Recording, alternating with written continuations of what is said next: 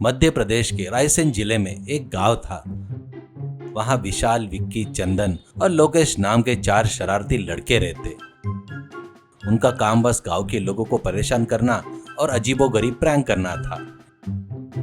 एक दिन वे गांव के चौपाल के पास बैठकर एक नया प्लान बना रहे थे। विशाल, अरे विक्की, कल जब हमने रंगनाथम चाचा की साइकिल की हवा निकाल दी थी तो वो पूरे गांव में धकेलते हुए ले जा रहे थे। कितना कॉमेडी लग रहा था ना। उस बूढ़े आदमी को हाँफते हुए देखकर मेरी हंसी नहीं रुक रही थी। विक्की, वो पुराना हो गया विशाल, वो ट्रिक सबको पता चल गई। आज कुछ नया होना चाहिए, सब लोग को भागना आना चाहिए, पूरे गांव में हंगामा मचाना चाहिए।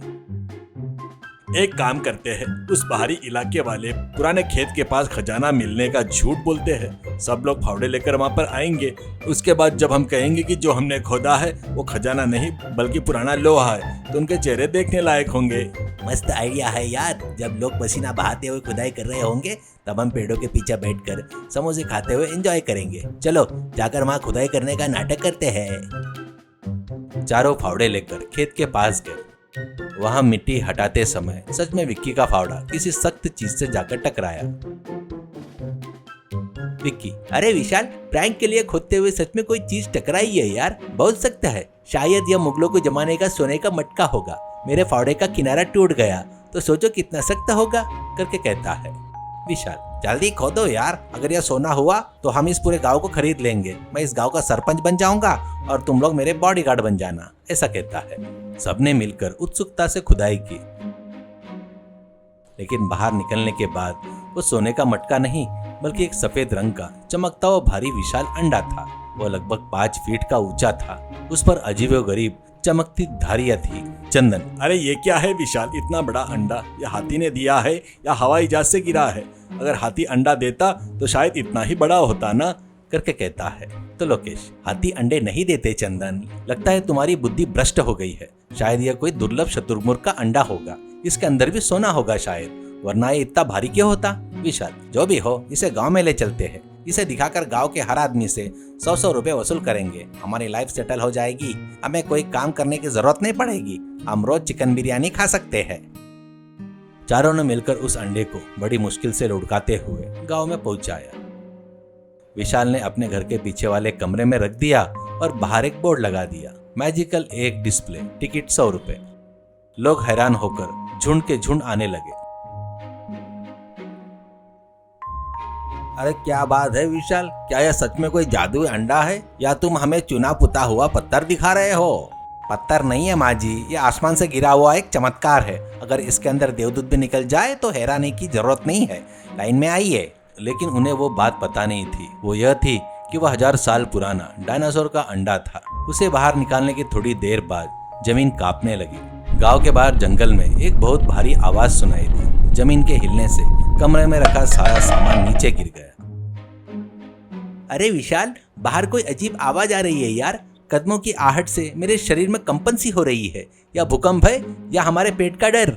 चंदन खिड़की से देखते हुए, अरे बाप रे, वो क्या है इतना बड़ा? हाथी से भी 10 गुना बड़ा है। उसके मुंह से आग तो नहीं निकल रही है, लेकिन गुस्से से कांप रहा है। उसकी आंखें देखकर तो ऐसा लग रहा है जैसे वो हमें निगल जाएगा। डायनासोर अपने अंडे के लिए गांव की गलियों में घुस आया। उसकी एक बार धाड़ की गांव के मंदिरों की घंटियां अपने आप बजने लगी। लोग अपनी जान हथेली पर रखकर भाग रहे थे। डायनासोर अपनी भारी नाक से घरों की छतों को सूंघते हुए सीधे विशाल के घर की तरफ आ रहा था। विशाल, वो तुम्हारी घर की तरफ ही आ रहा है। पक्का वो इस अंडे के लिए ही आ रहा होगा। जब हम इसे खोद रहे थे उसे पता चल गया होगा। शायद उसमें कोई सेंसर लगे होंगे यार। अरे चंदन, जल्दी से उस अंडे को बाहर लेकर आओ यार, वरना वो डायनासोर हमारी चटनी बना देगा। अगर उसने एक कदम ही रख दिया तो हम पापड़ बन जाएंगे। हम कैसे लाए यार, वो बहुत भारी है। तुम भी आओ, हम चारों की ताकत मिलेगी तभी वो हिलेगा। जल्दी आओ।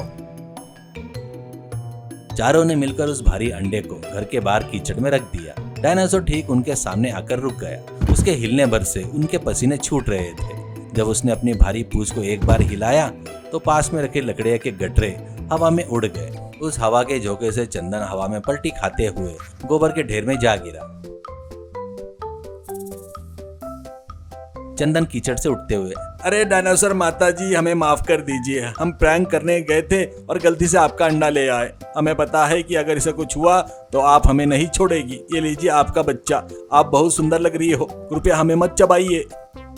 हाँ माता जी, हमने गलती से इस पर रंग भी नहीं लगाया, ये बिल्कुल वैसा ही है जैसा आपने दिया था। हमें मत खाइए, हमारे शरीर पर तो मांस भी कम है, हम तो सिर्फ हड्डिया का ढांचा है। डायनासोर अंडे के ऊपर झुका, एक बार जोर से सांस ली। उस गर्म हवा से चारों दोस्त 5 फीट पीछे जा गिरे। ठीक उसी समय उस अंडे पर बारीक दरारें आना शुरू हो गई, टक टक की आवाज करते हुए। अंडा धीरे धीरे टूट गया। अंदर से एक छोटे से प्यारे से डायनासोर के बच्चे ने अपना सिर बाहर निकाला। वह बाहर आते ही अपनी माँ को देखकर किचकिच की आवाज करते हुए खुशी से आवाज करने लगा। उसने अपनी छोटी सी आंखों से विशाल की तरफ देखा और मुस्कुराया। तब तक गुस्से से धड़क रही माँ डायनासोर एकदम शांत हो गई। उसने अपनी विशाल जीभ से उस बच्चे को चाटा। उस छोटे बच्चे को अपनी माँ के पैर से सटक खेलता हुआ देखकर दूर खड़े गांव वाले भी अपना डर भूल गए और तालियां बजाने लगे। वह नजारा देखकर सबकी आंखें नम हो गई।